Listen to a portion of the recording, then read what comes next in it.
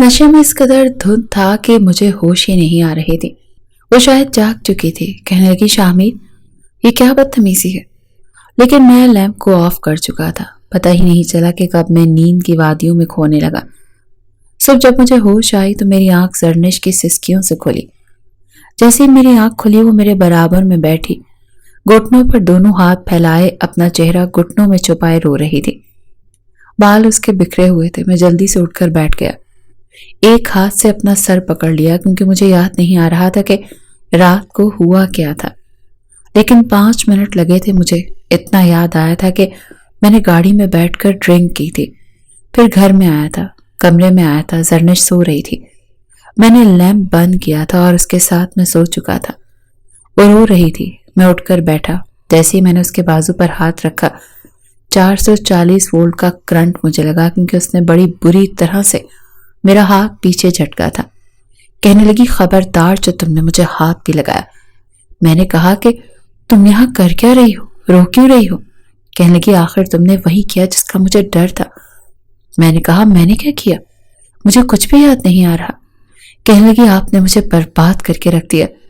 मैंने कितनी बार आपको समझाया था कि शराब पीकर कभी भी मेरे कमरे में मत आइएगा। मैंने कहा, देखो मेरी बात अच्छी तरह से समझ लो, मजीद कोई झूठा इल्जाम मत लगाओ। मैं अच्छे तरीके से जानता हूँ, बेशक मैं तुम्हारे पास गलत इरादे से आया था और मैं बेहोश हो चुका था। मैंने तुम्हारे साथ कुछ भी गलत नहीं किया। ये ड्रामेबाजी बंद करो, समझी ना।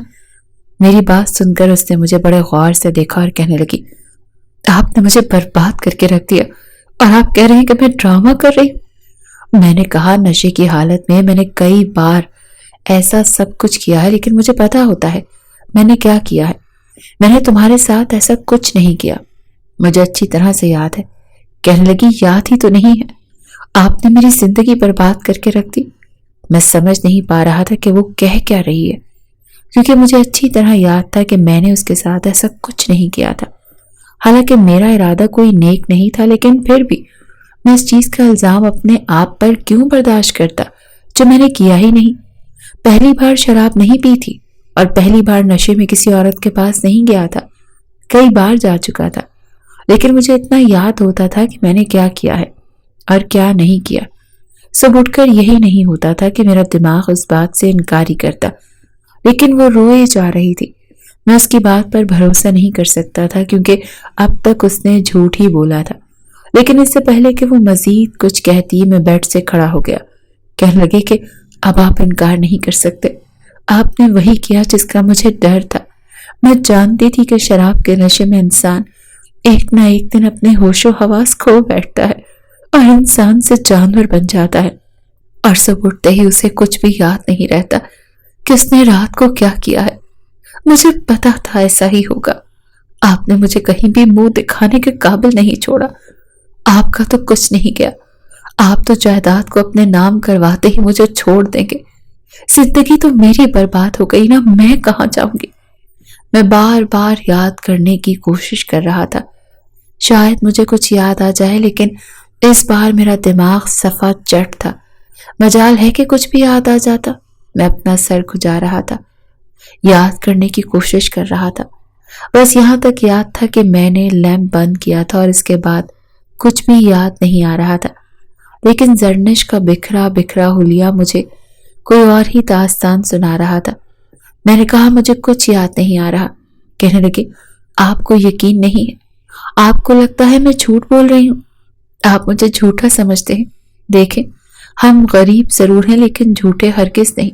मैंने कहा, देखो मुझे नहीं लगता कि मैंने तुम्हारे साथ कुछ ऐसा किया है, लेकिन अगर कुछ किया है तो मैं इतना भी बुरा इंसान नहीं हूं कि लावारिस छोड़ दूंगा। लाओ दिखाओ, कहाँ है वो कॉन्ट्रैक्ट पेपर, मैं खुद फाड़ कर फेंक देता हूँ। अगर मैंने तुम्हारे साथ कुछ कर लिया है तो बेफिक्र रहो, तुम्हें बेआसरा नहीं छोड़ूंगा। कहने लगी, नहीं, मैं ऐसे शख्स के साथ जिंदगी नहीं गुजार सकती जिसकी दूसरी औरतों के साथ ताल्लुकात हो। नहीं नहीं, मैं ऐसे शख्स के साथ कभी भी पाकीज़ा रिश्ता कायम नहीं कर सकती, क्योंकि अगर मैंने आपके साथ ये ताल्लुक कायम रखा और आपकी बीवी बन के जिंदगी गुजारी तो मैं आपके साथ जहन्नुम में चली जाऊंगी, क्योंकि मियाँ बीवी का रिश्ता सिर्फ दुनिया तक नहीं रहता, जन्नत तक साथ जाता है। اور میں جانتی ہوں کہ جس کے منہ کو باہر کا مزہ لگ جائے اسے گھر کی دال اچھی نہیں لگتی۔ آپ میرے ساتھ ٹھیک رہیں گے، میرے ساتھ بس سلوکی نہیں کریں گے، تب بھی میں آپ کے گھر میں ایک فالتو سامان کی طرح رہوں گی، غریب جو ہوں۔ آپ کا جب دل چاہے گا مجھ پر چلائیں گے، مجھے گالیاں دیں گے، اور جب دل چاہے گا شراب پیئیں گے، دوسری لڑکیوں کے پاس جائیں گے، اور میں روتے دھوتے اپنی ساری زندگی برباد کر دوں گی۔ میں ایسی زندگی نہیں جینا چاہتی۔ یہ کہہ کر وہ پھر سے رونے لگی۔ میں دوبارہ بیڈ پر بیٹھ گیا۔ میں نے کہا دیکھو اس طرح سے مت رو، اول تو مجھے سمجھ نہیں آ رہا کہ میں نے ایسا کیسے کر دیا، لیکن یہ بات بھی سچ ہے کہ تم مجھے اچھی لگتی تھی اور میرا دل بھی تمہیں دیکھ کر بے ایمان ہوتا تھا، لیکن میں نشے میں یہ سب کچھ کر بیٹھا ہوں، مجھے اس کا اندازہ نہیں تھا، لیکن جو ہوا اب تو ہو گیا نا۔ میں نے اسے تسلی دینی چاہی تھی، لیکن وہ روئے جا رہی تھی۔ کہنے لگی آپ نے تو میری دنیا ہی برباد کر دی اور آخرت بھی برباد کر دی۔ میں نے کہا تم کیا چاہتی ہو؟ کہنے لگی میں چاہتی ہوں کہ آپ شراب نہ پئیں، شراب پیئیں گے تو پھر جانوروں کی طرح میرے ساتھ پیش آئیں گے۔ پھر اس نے اپنی کلائی دکھائی جہاں پر چوڑیاں ٹوٹ کر اس کی کلائی میں زخمی کر چکی تھی۔ کہنے لگی اب آپ کو یہ بھی یاد نہیں ہوگا کہ آپ نے زور سے میری کلائی پکڑی تھی، میرے ہاتھ کی چوڑیاں ٹوٹ کر میری ہی کلائی میں پیوست ہو گئی تھی۔ میں بار بار کہہ رہی تھی کہ مجھے تکلیف ہو رہی ہے، لیکن آپ کو کچھ بھی سمجھ نہیں آ رہا تھا۔ اب آپ یہ مت کہیے گا کہ یہ بھی جھوٹ ہے۔ پھر اس نے اپنے گلے سے دوپٹہ ہٹایا۔ اس کے گلے پر ناخنوں کے بے دردی سے نوچے جانے کے نشان تھے۔ کہنے لگی اب آپ کہیں گے یہ بھی جھوٹ ہے۔ مجھے اپنے اوپر افسوس ہوا تھا، شاید میں نے نشے میں بہت برا سلوک کیا تھا اس کے ساتھ۔ میں نے کہا میں شراب نہیں پیوں گا۔ کہنے لگی شراب نہیں پئیں گے تو شراب کا نشہ آپ کے سر پر سوار ہوگا، پھر کبھی جولی تو کبھی نہ جانے کس کس کے پاس جائیں گے۔ میں نے کہا نہیں، میں کسی کے پاس نہیں جاؤں گا، لیکن پلیز رو مت۔ میں نے تو آج تک کبھی کسی اور کے ساتھ بھی اس طرح کا سلوک نہیں کیا، پتہ نہیں تمہارے ساتھ کیوں کر گیا۔ میرا دماغ ابھی تک سن تھا۔ بہرحال بڑی مشکل سے چپ ہوئی تھی، پھر نہا دھو کر باہر جانے لگی تو میں نے کہا بات سنو، دوپٹہ ٹھیک سے لینا، کہیں دادا جی کو تمہارے ناخن کے نشان نظر نہ آ جائیں۔ اس نے اپنے آنسو صاف کیے اور باہر چلی گئی۔ وہ دن میرا شرمندگی میں گزرا، نہ تو شراب اچھی لگ رہی تھی اور نہ ہی جولی یاد آ رہی تھی۔ اس وقت میرے دل میں اگر احساس تھا تو صرف زرنش کا۔ ایک ہفتے کے بعد میں نے خود کانٹریکٹ پیپر پھاڑ دیا تھا، اس کے ساتھ اپنا رویہ بھی ٹھیک کر لیا تھا، اسے اپنی محبت دینی شروع کر دی تھی، وہ بھی میرا بہت خیال رکھتی تھی، میری محبت کا جواب محبت سے دیتی تھی۔ زندگی ایک الگ سی ڈگر پر چلنے لگی تھی۔ محبت کیا ہوتی ہے، بیوی کسے کہتے ہیں، میں پہلی بار ان چیزوں سے متعارف ہونے لگا تھا۔ آفس سے مجھے ذرا بھی دیر ہو جاتی تو فوراً سے زرنش کا فون آتا، وہ کہنے لگتی آپ ابھی تک نہیں آئے؟ میں نے کہا میں آ رہا ہوں۔ میں نے شراب چھوڑ دی تھی، لڑکیوں کے پاس بھی جانا چھوڑ دیا تھا، کیونکہ میں زرنش کو مزید تکلیف نہیں دینا چاہتا تھا۔ پتہ ہی نہیں چلا کیسے میں بدلتا چلا گیا، اور آج اس کی سالگرہ تھی۔ چند دن پہلے ہی مجھے پتا چلا کہ وہ بھی دادا جی کے منہ سے زرنش کی سالگرہ ہے۔ میں نے سوچا کہ اسے میں اس کے لیے اسپیشل بنا دوں گا۔ میں چپ چاپ گیا اور اس کے لیے تحفہ لے کر آیا۔ میں نے آتے ہی کمرے میں الماری میں رکھ دیا، کیک بھی چھپا کر رکھ دیا۔ مجھے اب زرنش کے کمرے میں آنے کا انتظار تھا۔ وہ جیسے ہی میرے کمرے میں آئی کہنے لگی آج بہت تھک گئی ہوں۔ میں نے کہا کہیں تو؟ کہنے لگا کچھ نہیں، آج کچن میں کام بہت زیادہ تھا۔ پھر اس نے اپنے ہاتھ میں لوشن لگایا اور جیسے ہی لیٹنے لگی تو میں نے اپنے موبائل پر رنگ ٹون بجائی، پھر جان کر کچھ اس طرح سے فون اٹھایا جیسے کسی کی کال آئی ہو۔ میں نے کہا اچھا ٹھیک ہے دادا جی، میں کہہ دیتا ہوں۔ میں نے فون بند کر دیا تو وہ کہنے کی کیا ہوا؟ میں نے کہا دادا جی کا فون تھا، کہہ رہے تھے کوئی مہمان آیا ہے ان کا تو وہ تم سے ملنا چاہتا ہے۔ کہنے لگی کہ اتنی رات کو آپ کون سا مہمان آ گیا؟ میں نے کہا مجھے کیا پتا، وہ کہہ رہے ہیں کہ پہلی بار آیا ہے، کہتے ہیں آپ کی بہو کو دیکھنا ہے۔ وہ کہنے لگے اچھا ٹھیک ہے۔ اس نے دوپٹہ گلے میں لیا اور جانے لگی۔ میں نے کہا زرنش، دادا جی کا کوئی دوست تم سے ملنے آیا ہے، ایسے جاؤ گی تم؟ وہ کہنے لگی کیا ہوا، میرے کپڑوں کو ٹھیک تو ہیں؟ میں نے کہا نہیں، ایسا کرو الماری میں سے ساڑی پڑی ہے وہ پہن لو۔ وہ کہنے لگی کیا ہو گیا ہے آپ کو، میں ساڑی پہن کر جاؤں گی؟ میں نے کہا تو کیا ہوا، پتا تو چلے کہ ہم نے تمہیں بہت اچھا رکھا ہوا ہے۔ अब क्या तुम दादाजी को उनके दोस्त के सामने जलील करवाओगी? मेरी बात सुनकर कहने लगी, अच्छा ठीक है। वो साड़ी उठाकर मेरे कमरे से मुंसलिक एक छोटे कमरे में चली गई, जहां अक्सर हम लोग कपड़े चेंज कर लिया करते थे। जैसे ही वो कमरे में गई तो मैंने कमरे की लाइट बुझा दी और केक निकालकर शीशे की ट्रे में रख दिया और मोमबत्तियां भी जला दी। मैं उसे सरप्राइज देना चाहता था। कुछ देर बाद ही जब वो कमरे से बाहर आई तो कहने लगी, शामिर, ये कमरे में इतना अंधेरा क्यों है? वो आहिस्ता आहिस्ता कदम आगे बढ़ा रही थी। मोमबत्तियों की रोशनी में वो मुझ तक पहुंची। फिर जब उसने ट्रॉली में केक देखा और फिर मेरी तरफ देखकर हैरत का इजहार करने लगी। मैंने कहा, happy birthday to my dear wife.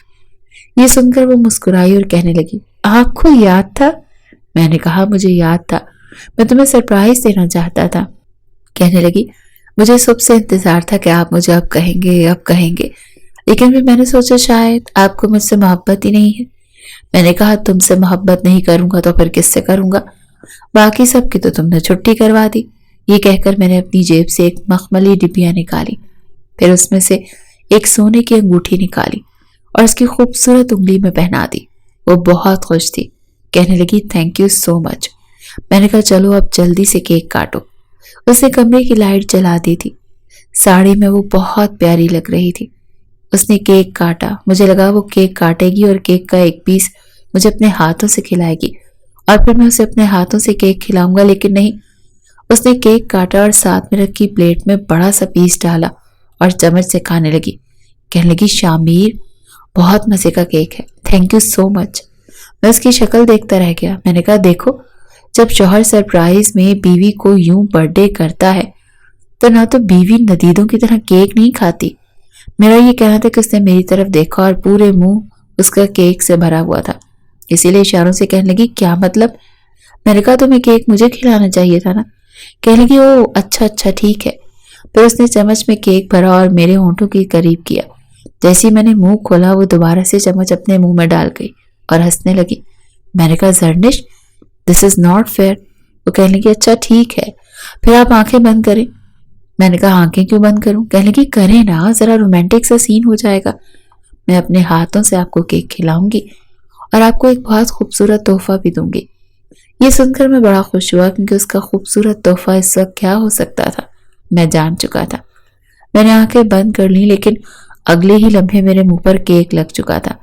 मैंने आंखें खोली, बमुश्किल आंखें खोली, क्योंकि वो केक का पीस मेरे मुंह पर मल चुकी थी। मैंने कहा, अब बच के दिखाओ तुम मुझसे। इससे पहले कि मैं उसके पास आता उसने भागने की कोशिश की, लेकिन शायद पहली बार साड़ी पहनी थी इसीलिए लड़खड़ा कर गिरने लगी। लेकिन मैंने उसे अपनी बाहों में ले लिया। वो बस सॉरी करने लगी। इससे पहले कि मैं उसके साथ कोई गुस्ताखी करता, कमरे के दरवाजे पर दस्तक हुई। बाहर से मुलाजिम की आवाज आई कि दादाजी की तबीयत बहुत खराब हो रही है। ये सुनकर तो हम दोनों की ही जान निकली। मैंने जल्दी से 2 टिश्यू निकाले और अपना चेहरा साफ किया। वो कहने लगी, आप जाएं दादा के पास, मैं तब तक चेंज करके आती हूँ। जर्निश भी परेशान सी हो गई थी, जल्दी से दूसरे कमरे में जा चुकी थी। मैंने फटाफट से मुंह धोया और जब मैं दादाजी के कमरे में गया तो वो सीना पकड़े बैठे थे। मैंने उन्हें हॉस्पिटल ले आया। जर्निश भी मेरे साथ थी। दादाजी को माइनर सा हार्ट अटैक हुआ था, लेकिन इस उम्र काफी ज्यादा हो चुकी थी, इसीलिए उनसे वही बर्दाश्त नहीं हो रहा था और जर्निश बहुत परेशान थी। 3 दिन में हम लोगों के हॉस्पिटल में दौड़ें लगती रहीं। हमारी बहुत कोशिश थी कि दादाजी को कुछ ना हो, लेकिन वो दुनिया से जा चुके थे और मेरे लिए ये एक बहुत बड़ा सदमा था। जर्निश भी बहुत रो रही थी। हम सोच भी नहीं सकते थे कि दादाजी यूं भी चले जाएंगे। 1 हफ्ता बीत गया था, लेकिन जर्निश के आंसू नहीं रुक रहे थे। वो बहुत रो रही थी। मैंने ही उसे संभाला था, उसे हौसला दिया था। कुछ दिन बाद ही दादाजी की वसीयत भी वकील ने सुना दी। उन्होंने वाकई अपना सब कुछ जर्निश के नाम लगाया था। वो मुझसे कहने लगी, शामिर, मुझे ये सब कुछ नहीं चाहिए, आप पेपर्स तैयार करवा लें, मैं सब कुछ आपके नाम लगा देती हूँ। मैंने कहा, क्या आप पागल हो गई हो? वो सब तुम्हें देकर गए हैं ना, और अब तो मुझे कोई फर्क नहीं पड़ता कि मेरे दादाजी की जायदाद किसके नाम है। ये सब कुछ वैसे ही तुम्हारा ही है, तुम्हारे नाम रहे या मेरे नाम, मुझे फर्क नहीं पड़ता। वैसे भी मैं काफी हद तक बदल चुका था। न शराब पीता था, न क्लब जाता था और न ही किसी गैर औरत के पास। मुझे पता ही नहीं चला कब زرنش کی محبت میں ساری برائیاں چھوڑتا چلا گیا۔ وہ بار بار مجھے یہی کہتی رہی کہ میں چاہتی ہوں ہمارا ساتھ دنیا سے شروع ہو کر جنت تک رہے، اور یہ تبھی ممکن ہے جب آپ گناہوں سے بچیں۔ میں نے نوٹ کیا تھا کہ وہ نمازیں پابندی سے پڑھتی تھی اور مجھے بھی وقتاً فوقتاً نماز کے لیے کہتی رہتی تھی۔ میں پابندی سے تو نماز نہیں پڑھتا تھا، لیکن کوئی نماز پڑھ لیتا تھا۔ بابا جی کے انتقال کے بعد میں نے نماز کی پابندی بھی شروع کر دی۔ ہماری زندگی بہت اچھی گزر رہی تھی۔ میرے دادا جی نے میرے لیے گوہر نایاب چنا تھا، جس کی سنگت میرے لیے فائدہ مند ثابت ہوئی تھی کہ میں سارے گناہ چھوڑ چکا تھا۔ دادا جی جیسا چاہتے تھے میں ویسا بن گیا تھا، بس افسوس اس بات کا تھا کہ یہ سب دیکھنے کے لیے دادا جی زندہ نہیں تھے۔ 2 مہینے گزر گئے جب زرنش کی طبیعت کچھ خراب سی رہنے لگی۔ میں اسے ڈاکٹر کے پاس لے کر گیا تو ایک ایسی خوشخبری ڈاکٹر نے ہمیں سنائی کہ ہم دونوں کی آنکھوں میں آنسو آ گئے۔ دادا جی کو کتنی خواہش تھی کہ وہ میرے بچے کو اپنی گود میں کھلائیں، اور آج مجھے یہی سب خوشخبری سننے کو ملی تھی۔ لیکن میرے دادا زندہ نہیں تھے۔ زرنش بھی رونے لگی۔ میں نے کہا خدا کی اس نعمت کا استقبال آنسوؤں سے مت کرو۔ میں اب زرنش کا اور بھی زیادہ خیال رکھنے لگا۔ 1 مہینے بعد میری طبیعت کچھ خراب سی ہونے لگی۔ بی پی بہت ہائی ہونے لگا۔ جب زرنش نے یہ دیکھا تو کہنے لگی آپ کو اپنا چیک اپ کروانا چاہیے۔ میں نے کہا میڈیسن لوں گا تو ٹھیک ہو جاؤں گا، لیکن وہ کہنے لگی آپ اپنا ٹیسٹ کروائیں، آپ کو اپنا خیال رکھنا چاہیے۔ زبردستی وہ مجھے ڈاکٹر کے پاس لے گئی۔ ڈاکٹر نے بہت سارے ٹیسٹ لکھ کر دیے۔ میں نے ٹیسٹ کروائے۔ شاید کاروبار کے سٹریس کی وجہ سے اور دادا جی کے یوں اچانک چلے جانے کی وجہ سے میں پریشان رہنے لگا تھا، اسی لیے میرا بی پی ہائی ہو رہا تھا۔ ساری رپورٹیں ٹھیک تھیں سوائے ایک رپورٹ کے، اور اس رپورٹ نے میری زندگی میں طوفان سا برپا کر دیا تھا، کیونکہ اس رپورٹ کے مطابق میں کبھی بھی باپ نہیں بن سکتا تھا۔ میرے اندر ایسے جراثیم موجود ہی نہیں تھے۔ یہ خبر میری زندگی میں انقلاب لے کر آ گئی تھی۔ میں نے کہا یہ ایسا کیسے ممکن ہے؟ ایسا ہو ہی نہیں سکتا۔ ڈاکٹر کہنے لگا یہ آپ ہی کی رپورٹ ہے اور ایسا ہی ہے۔ میں ڈاکٹر سے کیا کہتا کہ میری بیوی تو حاملہ ہے، اور اس بات کو 2 مہینے گزر چکے ہیں۔ میرا دماغ یوں تھا کہ آندھیاں سی چل رہی تھی۔ اگر میں باپ نہیں بن سکتا تو پھر وہ بچہ کس کا تھا؟ میں اپنے آپ سے نفی کرنے لگا کہ نہیں، میری بیوی ایسی ہو ہی نہیں سکتی، وہ کبھی بھی ایسا نہیں کر سکتی۔ وہ تو بہت زیادہ نیک ہے، پارسا ہے۔ اس کی سنگت میں رہ کر میں نے سارے گناہ چھوڑ دیے۔ میں کبھی اس رپورٹ کو دیکھ رہا تھا جس پر میرا نام درج تھا، اور کبھی زرنش کے بارے میں سوچنے لگا۔ مجھے اپنے کانوں پر یقین نہیں آ رہا تھا۔ ایسا نہیں ہو سکتا۔ اتنا بڑا دھوکہ تو وہ مجھے نہیں دے سکتی تھی، اور کیسے دے سکتی تھی پتہ نہیں کیوں، لیکن میں بے حد پریشان ہو چکا تھا۔ میرے گھر آیا تو زرنش کہنے لگی ڈاکٹر نے کیا بتایا؟ میں نے کہا سب ٹھیک ہے، لیکن میں بہت پریشان سا رہنے لگا تھا۔ میں نے اپنی وہ رپورٹ اپنی فائل میں نہیں لگائی، بلکہ الگ لاکر کے دراز میں رکھ دی، جس پہ کبھی بھی زرنش نہیں جاتی، نہ ہی دیکھتی کہ اس میں کیا پڑا ہے، کیونکہ اس میں فیکٹری کے کاغذات تھے، فائلز تھیں اور دوسرے معاملات۔ آج تک کبھی اس نے وہ دراز نہیں کھولا۔ میں نے وہاں وہ رپورٹ چھپا دی، لیکن جیسے جیسے وقت گزر رہا تھا میری بے چینی بڑھنے لگی۔ میں بار بار اسی بارے سوچتا رہتا کہ آخر یہ سب کیا تھا؟ اگر میں باپ بننے کی صلاحیت نہیں رکھتا تھا تو میری بیوی حاملہ کیسے ہو سکتی تھی؟ میرا ڈپریشن اور بھی زیادہ بڑھنے لگا۔ میں دن میں 2 بلڈ پریشر کی گولیاں کھانے لگا۔ زرنش میری وجہ سے پریشان بھی رہنے لگی۔ جب نظر زرنش کی طرف دیکھتا تو مجھے ایسا کچھ نظر نہیں آتا کہ میں اس میں پریشان کرتا۔ بہت معصوم تھی، میرا خیال رکھتی تھی، مجھ سے محبت کرتی تھی، لیکن میرے اندر کا شک کا کیڑا مجھے بے چین کرنے لگا۔ میں اس سے تو نہیں کچھ بھی پوچھ سکتا تھا، لیکن میں نے ایک ملازمہ گھر پر رکھ لی اور اسے کہا کہ وہ میری بیوی کی پل پل کی رپورٹ مجھے دے۔ وہ فون پر کس سے باتیں کرتی ہے، کیا باتیں کرتی ہے، کب گھر سے باہر نکلتی ہے، کب گھر میں آتی ہے، پورا دن کیا کرتی ہے، مجھے ایک ایک چیز کی رپورٹ چاہیے۔ اور زرنش سے ہی کہہ چکا تھا کہ تمہاری طبیعت ٹھیک نہیں رہتی، اسی لیے یہ ملازمہ تمہارے ساتھ سائے کی طرح رہے گی جب تک کہ میں آفس سے واپس نہیں آ جاتا۔ کام کا بھی بہت زیادہ برڈن میرے سر پر آ چکا تھا۔ میں سمجھتا تھا کہ سب کچھ میں سنبھال رہا ہوں، دادا جی تو کچھ کرتے ہی نہیں تھے، لیکن اب احساس ہو رہا تھا کہ دادا جی میرے لیے ایک ایسی گھنی چھاؤں تھے کہ ان کے جانے کے بعد مجھے لگ رہا تھا کہ میں بے آسرا ہو گیا ہوں۔ میری پریشانی کا کوئی حل نہیں تھا۔ دادا جی ہوتے تو شاید منٹوں میں میرے مسائل حل کر دیتے، لیکن اب میں بے حد پریشان تھا۔ میں نے اس ملازمہ کو موبائل تک لے کر دیا کہ اگر اسے کبھی میری بیوی کی کسی حرکت پر شک ہو تو وہ مووی بنائے اور مجھے ویڈیو بھیجے۔ اس بات کو بھی 15 دن گزر گئے، لیکن ملازمہ نے مجھے ایسا کچھ نہیں بتایا۔ لیکن ایک بار کہنے لگی بیوی جی بہت پریشان تھی، مجھے کہنے لگی وہ اکیلی ڈاکٹر کے پاس جائیں گی، اور پھر ڈرائیور کے ساتھ چلی گئی۔ میں نے ان سے بہت کہا کہ مجھے ان کے ساتھ جانا ہے، صاحب جی نے مجھے یہی کہا تھا میں آپ کے ساتھ سائے کی طرح رہوں۔ وہ کہنے لگی لیکن بیگم صاحبہ مجھے نہیں لے کر گئی، لیکن وہ کافی پریشان تھی۔ میں نے فوراً سے زرنش کو فون کیا تو اس نے میرا فون کاٹ دیا۔ میں نے میسج کیا کہ تم اکیلے کیوں آئی ہو ڈاکٹر کے پاس؟ تو وہ کہنے لگی مجھے روٹین چیک اپ کے لیے جانا تھا، اور میں ہر جگہ ملازموں کو ساتھ نہیں لے کے جانا چاہتی، ڈرائیور ہوتا ہے میرے ساتھ۔ میں نے کہا ڈرائیور تو نیچے گاڑی میں بیٹھا ہوتا ہے، میں چاہتا ہوں کہ وہ تمہارے ساتھ رہے، تم نے کیا کھانا ہے، میڈیسن کب کھانی ہے، اس بات کا وہ خیال رکھے۔ وہ کہنے لگی کیا ہو گیا ہے آپ کو؟ میں خود بھی اپنا خیال رکھ سکتی ہوں، معذور تھوڑی ہوں، اور پھر مجھے کوئی بیماری تو نہیں ہے، میں بالکل ٹھیک ٹھاک ہوں۔ مجھے کسی ملازمہ کی ضرورت نہیں ہے جو سائے کی طرح میرے پیچھے پیچھے رہے۔ اور اس نے آپ کو بھی فون کر دیا، اتنی تیز اور چالاک ہے وہ؟ میں نے کہا بات تیزی اور چالاکی کی نہیں ہے، میں نے اسے تمہارا خیال رکھنے کے لیے ملازمت پر رکھا ہے، اس لیے نہیں کہ وہ گھر میں بیٹھی رہے اور تم اکیلی ہسپتالوں میں دھکے کھاتی پھرو۔ میں نے بات کو کور کرنے کی کوشش کی، لیکن وہ زرنش تھی۔ میں جانتا تو وہ چالاک ہے، لیکن اس کا یوں اکیلے ہاسپٹل آنا میرے لیے قابل تشویش تھا۔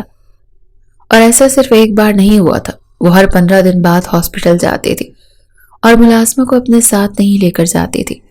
جب بھی میں اس سے پوچھتا تو وہ ٹال مٹول کر جاتی۔ اب اسے وہ ملازمہ کھلنے لگی تھی، بار بار کہتی تھی شامیر آپ اسے نوکری سے نکال دیں، مجھے اسے نہیں رکھنا، مجھے کسی ملازمہ کی ضرورت نہیں ہے جو میرے سر پر منڈلاتی رہے۔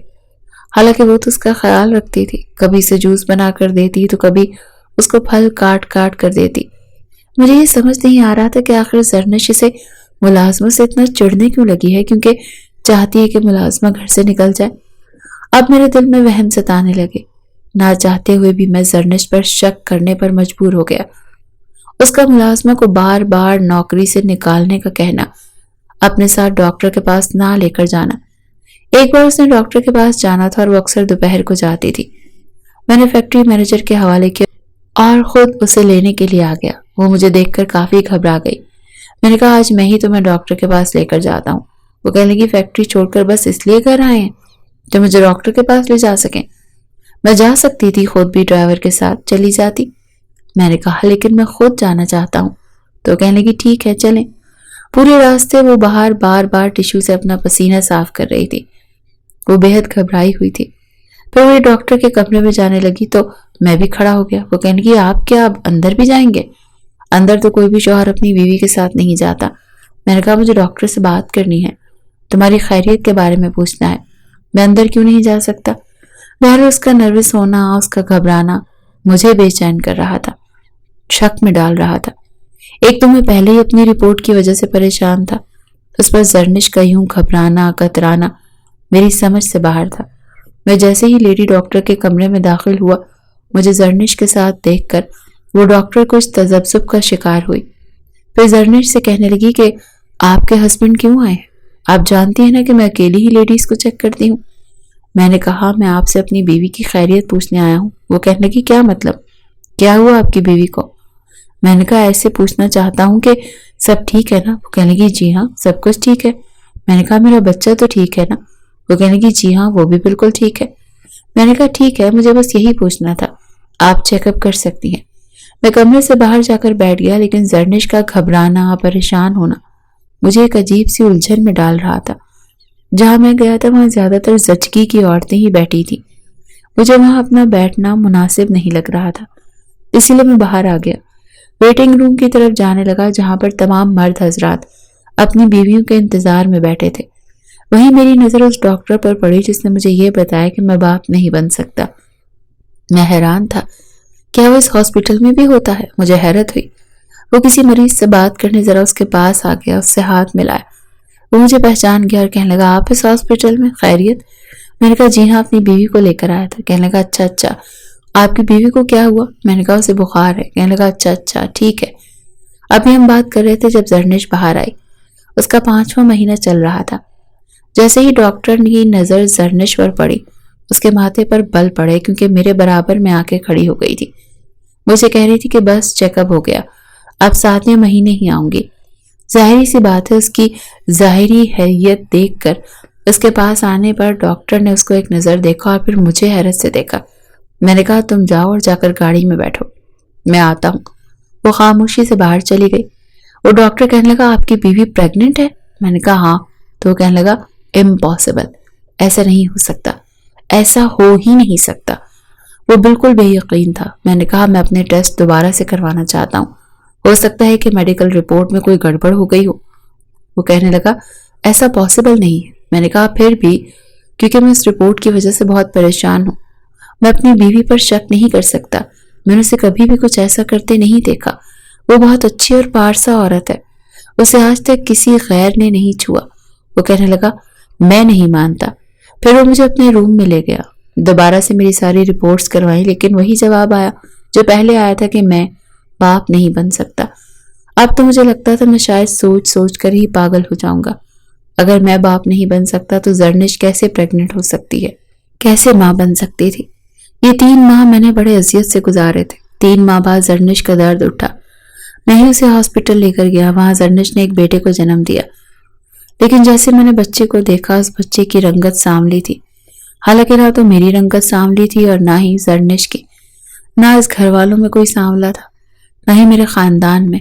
اور میرا بچہ گہری سانولی رنگت کا تھا, بلکہ میرا نہیں صرف زرنش کا. پتہ نہیں کیوں مجھے اس بچے پر پیار آیا اور نہ میں نے اسے گود میں اٹھایا. زرنش مجھے دیکھتی رہ گئی تھی لیکن میں نے نرس کے ہاتھ سے وہ بچہ نہیں لیا. میں نے کاٹ کی طرف اشارہ دیا. میں نے کہا وہاں لٹا دو اسے, مجھے چھوٹے بچے پکڑنے نہیں آتے. پتہ نہیں کیا بات تھی, مجھے اس بچے میں ذرا بھی کشش محسوس نہیں ہو رہی تھی. زرنش کی آنکھوں میں آنسو آئے تھے. میں اس کے پاس آ گیا.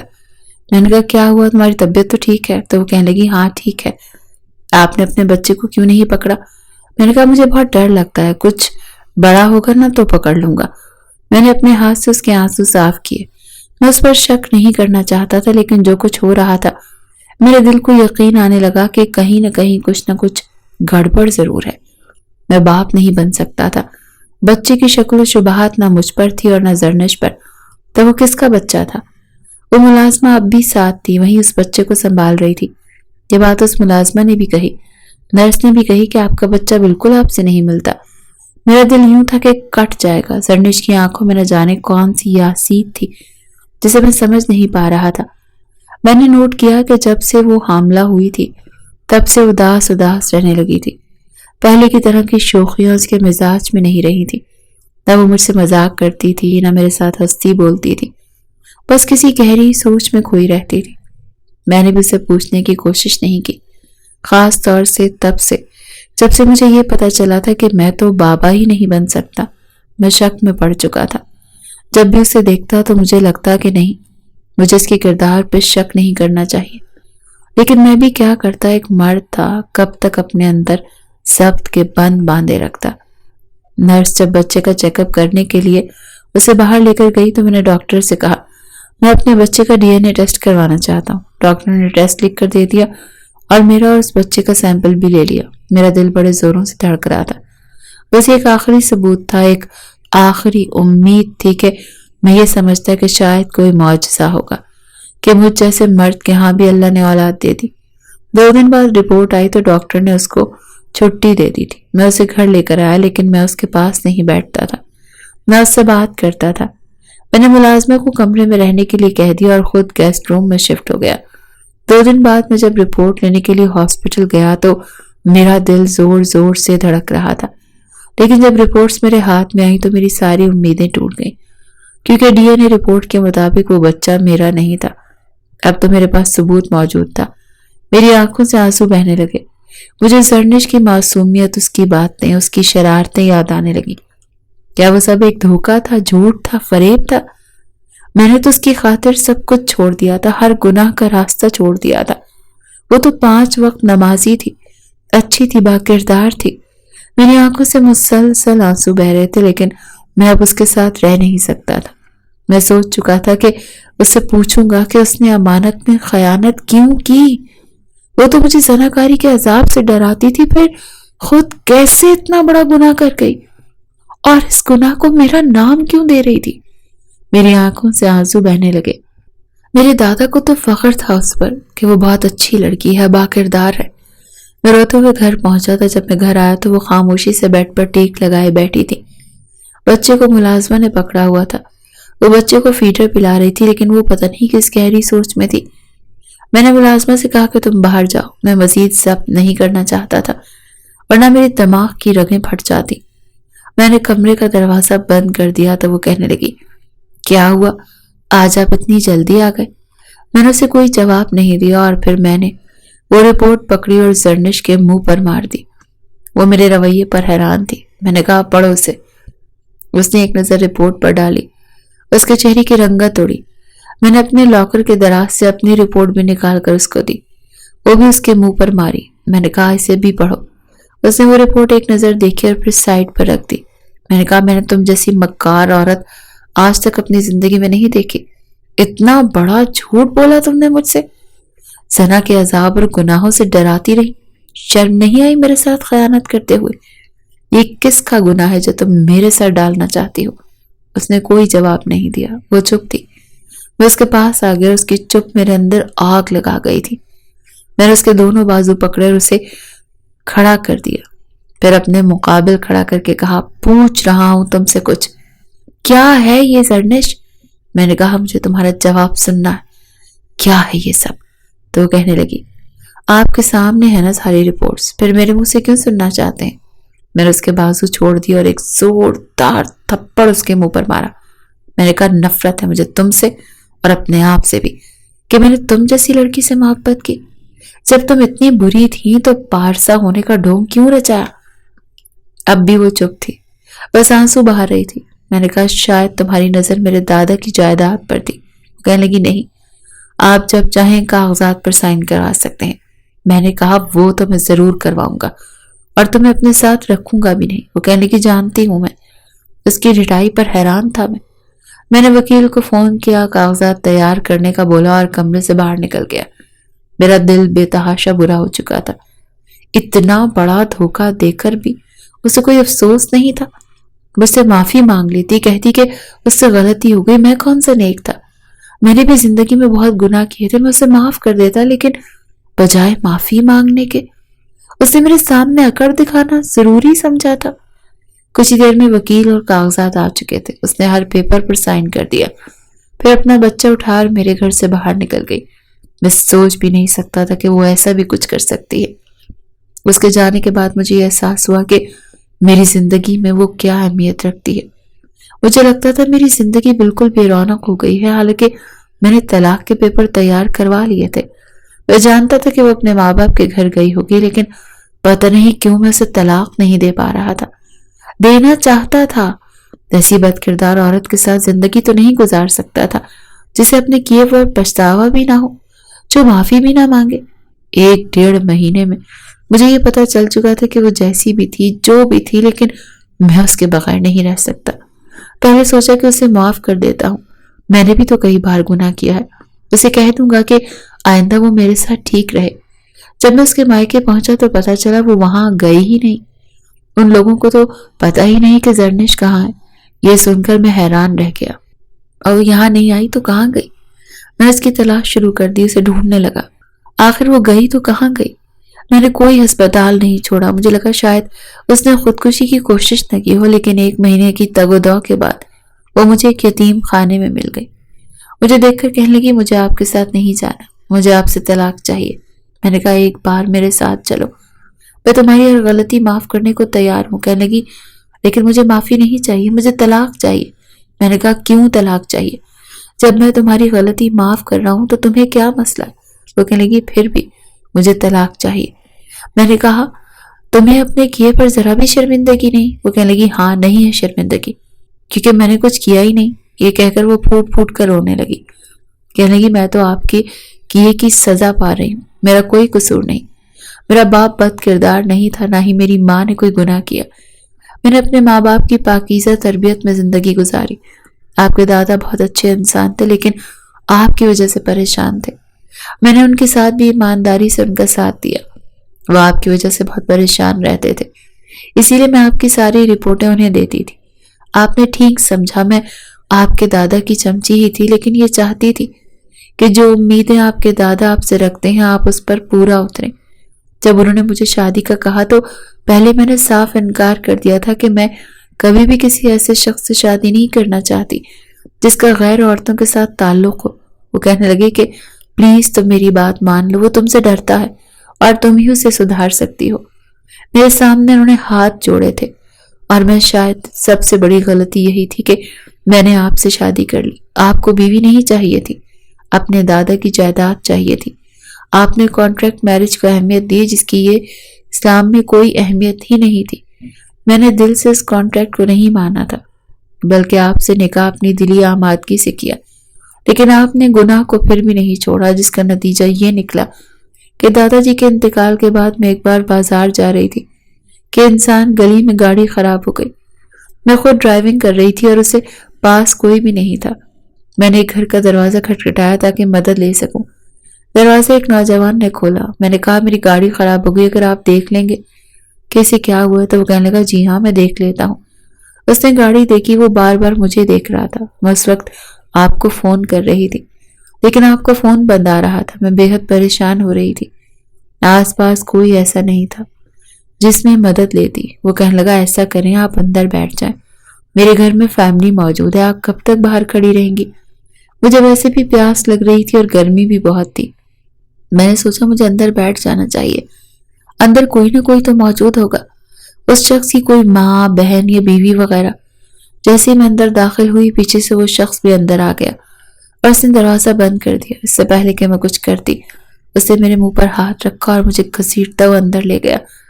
اس کے گھر میں کوئی بھی نہیں تھا. اس نے مجھے اپنی ہوس کا نشانہ بنایا.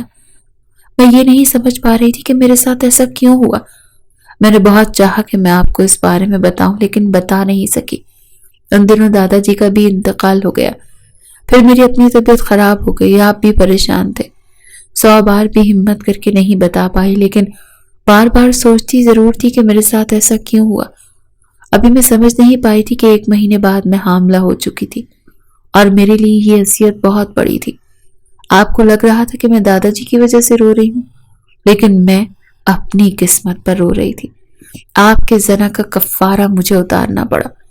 ہمیشہ باپ، بھائی، بیٹے اور شوہر کی سزا بھگتنے کے لیے عورت ہی کیوں رہ جاتی ہے. کاش کہ آپ نے اپنی زندگی گناہوں میں نہ گزاری ہوتی یا پھر میں نے آپ کے ساتھ شادی ہی نہ کی ہوتی. مجھے بتائیں شامیر، میرا کیا قصور تھا؟ میں کہاں غلط ہوں؟ میں آپ کے ساتھ مزید زندگی گزارنا بھی نہیں چاہتی کیونکہ میں نہیں چاہتی کہ آپ کے کیے کی سزا مجھے مزید ملے. میں اس حیثیت میں مزید نہیں رہنا چاہتی. اور آپ جانتے ہیں کہ آپ باپ کیوں نہیں بن سکتے؟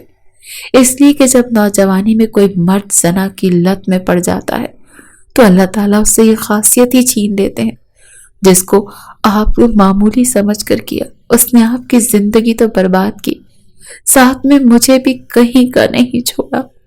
اس کی باتیں سن کر بہرحال میں نے اسے طلاق نہیں دی اور منت سماجت کر کے اسے واپس لے آیا کیونکہ وہ قصوروار نہیں تھی، قصوروار میں تھا.